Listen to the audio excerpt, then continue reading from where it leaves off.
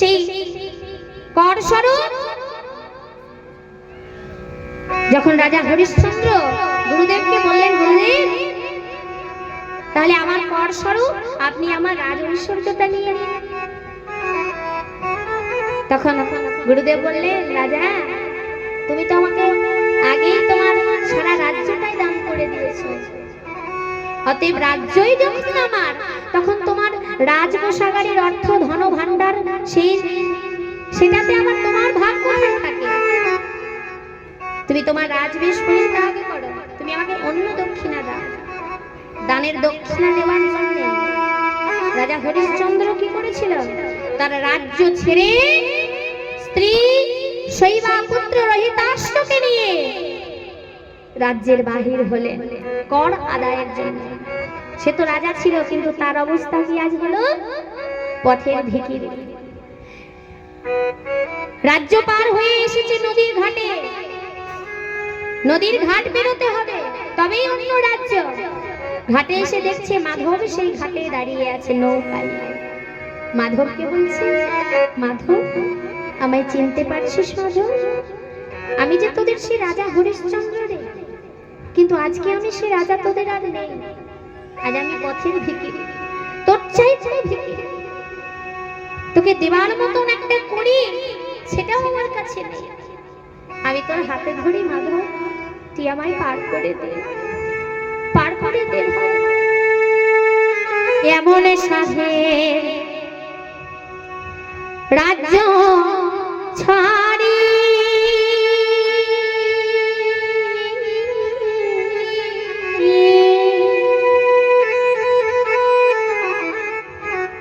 আমি হইলাম মাধব দিন ভিখারি রে।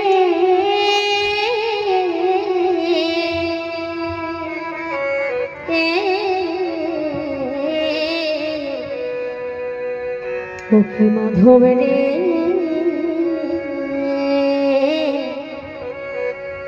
দয়া করি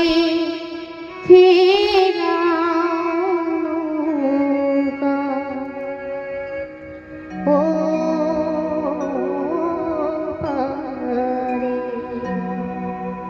মাধব, বেলা যে হয়ে যায়, একবার গগন ফানে চেয়ে যায়।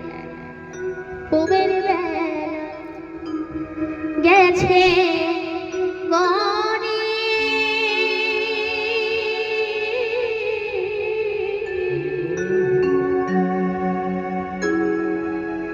আমি হইলাম মাধব দিন ভিখারি রে।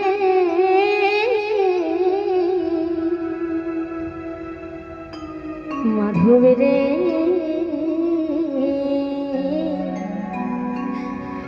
দয়া করি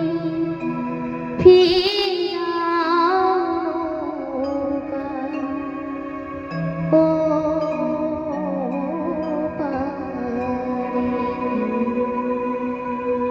তুই যদি দয়া না করিস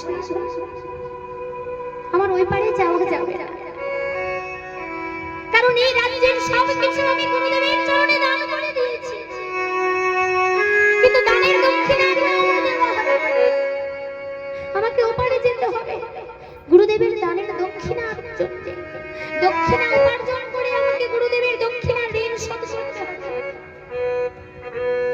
মাগো, শুধু দান করলে হয় না, দান করে দানের দক্ষিণা দিতে হবে, তবেই সেই দান দেওয়া তোমার সার্থক হবে, তা নইলে সার্থক হবে না। রাজা হরিশ্চন্দ্র ওই মাধবের নৌকায় পারাপার হলো ওপারে। স্ত্রীকে বাধা দিল, তাতে কিছু কর পেল, কিছু টাকা পেল, তাতেও গুরুদেবের দক্ষিণা সম্পূর্ণ হল। শেষে রাজা হরিশ্চন্দ্র কি করলো? চণ্ডালেরা যেটা করে, কি করে করে, ওদের কাজ হচ্ছে শবদেহ সৎকার করা। করের বিনিময়ে, অর্থের বিনিময়ে রাজা হরিশ্চন্দ্র সেটাও করলেন। একবার ভাবতে পারেন, কিসের জন্য? শুধু গুরুদেবের দানের দক্ষিণার জন্য। তাহলে চিরদিন কাহারও সমান যায় যায় না। পুত্রগত হলো, সর্বাঘাতে পুত্রগত হলো, পুত্রের দেহটাকে নিয়ে এসেছে, কয়েকজন দাহ করবে, সৎকার করবে কে? পিতা।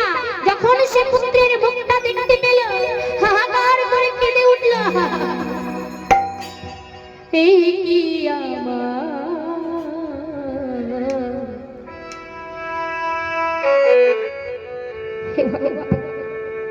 এই কি তোমার লীলা, আমার কপালে যে সুখ, আমার কপালে যে এত সুখ সহ্য হবে না, সমস্ত সুখ পরিত্যাগ করে তুমি আমায় এমন দুঃখ দিয়ে দাও আমায়, যে আমার নিজ পুত্রের দাহ সেটাও আমাকে করতে হয়েছে। এমন দিন আসবে আমি কখনো বুঝতে পারিনি। এই তোমার লীলা, এই তোমার বিচার, হৃদয়ময় দুঃখ দিচ্ছে না, কিন্তু সহ্য করার ক্ষমতাটুকু দিও প্রভু। আগো এই জগতে কোনো পিতা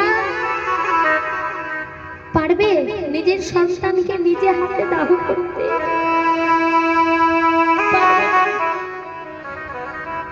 রাজা হরিশ্চন্দ্র সেটা করেছিলেন শুধুমাত্র গুরুদেবের দক্ষিণা পূরণ করতে। তাই মাগো চিরদিন কাহারও সমান নাই যায়, সবার দিন সমান যায় না। কিসের অহংকার আমাদের? আমরা যখন এসেছিলাম কিছু নিয়ে এসেছিলাম, যখন যাব কিছু নিয়ে যাব, ভেবে দেখে দিত। তবু এই সংসারে পড়ে আমার আমার আমার করে আমাতে মত্ত হয়ে আছি। ভগবান বললেন, আমি যাকে ভাসাই এই জগতে কারো সাধ্য নয় যে তাকে ডোবাতে পারে, আর আমি যাকে ডোবাই এই জগতে কোনো শক্তি নাই যে তাকে ভাসাতে পারে। তাই গৌর হরি বল হরি বল। ভগবান যদি কাউকে ভাসায় তাহলে কি এমন কোনো শক্তি আছে যে তাকে ডোবাবে? আর ভগবান যদি কাউকে ডোবায়, পৃথিবীতে এমন কোনো শক্তি নেই যে তাকে ভাসাতে পারে। তারও প্রমাণ আমরা পেয়েছি কখন? যে তা যুগে রাম অবতারে যখন সীতা দেবীকে হারালো প্রভু রামচন্দ্র, লঙ্কাধিপতি রাবণ হরণ করে নিয়ে গেল সীতাকে। উদ্ধার হবে কি করে? না সেতু বন্ধন করতে হবে। বন্ধন করবে কারা? হনুমানেরা। শুধু হনুমান নয়, আরো ছোট থেকে ছোটতর প্রাণী তারাও কিন্তু শিলা ভাসিয়েছিল, ফেলেছিল এই সমুদ্রে। কিন্তু মাগো শিলা তারা ভাসিয়েছিল সমুদ্রে, কিন্তু শিলার উপরে তার প্রভুর নাম লিখেছিল, রাম নাম লিখে শিলা ভাসিয়েছিল জলে। আর সেই রাম নামের গুণে কিন্তু শিলা ভেসেছিল। একদিন ভগবান মনে মনে চিন্তা করছে, রামচন্দ্র চিন্তা করছে ওই ছোট ছোট কাঠবেড়ালি থেকে হনুমান পর্যন্ত যারা শিলা ভাসায় জলে, আমি ভগবান হয়ে একবার চেষ্টা করে দেখি তো পারি কিনা।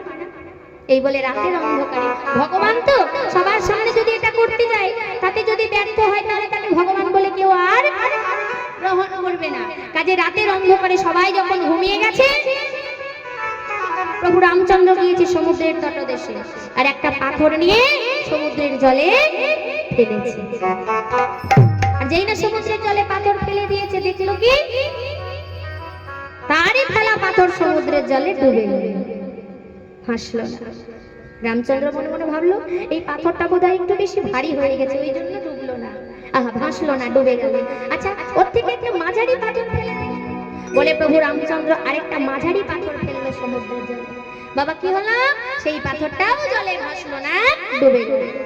মনে মনে চিন্তা করলো এটাও ভারী হয়ে গেল, তাহলে একটা ছোট পাথর ফেলে দেখি তো। এইবার ছোট পাথরটা যেই না ফেলেছে সমুদ্রের জলে, ওমা ওই ছোট পাথরটা সমুদ্রের জলে না ভেসে ডুবে গেল। আর এটা দেখতে পেল কে?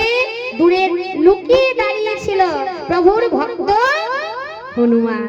আর হনুমান দেখতে পেয়ে হাততালি দিচ্ছে আর বলছে, প্রভু আমি সবাইকে বলে দেব যে ভক্তরা যেটা করতে পারে তুমি স্বয়ং ভগবান হয়ে সেটা করতে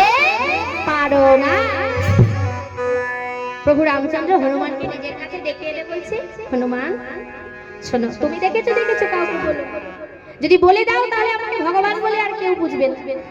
আচ্ছা বলো তো এর কারণটা কি? ছোট ছোট কাঠবেড়ালি থেকে তোমরা যেটা করতে পারো আমি স্বয়ং ভগবান হয়ে কেন পারছি না? তখন হনুমান বলছে, প্রভু আমাদের কি ক্ষমতা আছে যে আমাদের ভেলা পাথর সমুদ্রের জলে ভাসাবো? আমরা যে পাথরটা সমুদ্রের জলে ফেলি সেই পাথরটাই আমরা তোমার নাম লিখে ফেলি, আর তুমি স্বয়ং নামে কৃপা করে ভাসাও বলে সেই পাথর জলে ভাসে। আমাদের কি ক্ষমতা আছে যে আমরা পাথর জলে ভাসাতে পারি?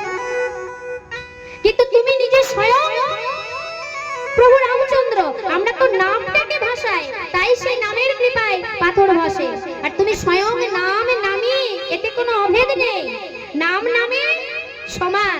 তুমি যদি পাথর ফেলো, আচ্ছা বলো তো প্রভু, তুমি স্বয়ং শক্তিমান হয়ে আমাদের ফেলা পাথর জলে ভাসাও, কিন্তু এই পৃথিবীতে তোমার চেয়ে বড় শক্তিমান আর কি আছে যে তোমার ফেলা পাথর সেই শক্তি দিয়ে সমুদ্রের জলে ভাসাইবে?